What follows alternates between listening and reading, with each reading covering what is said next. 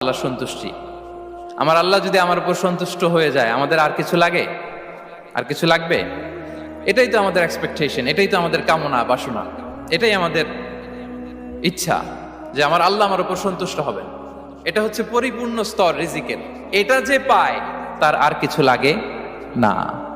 এবং এটা মানুষ নিশ্চিত হতে পারে যখন সে দুনিয়ার জীবনকে শেষ করে আলামুল বারজাখের দিকে যেতে শুরু করে।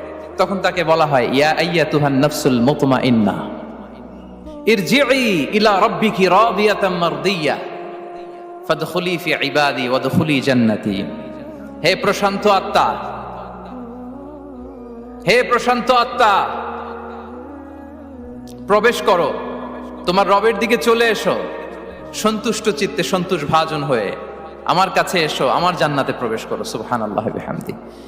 এই দুনিয়া ছেড়ে যখন আমরা যাব, তখন যদি এই অ্যানাউন্সমেন্ট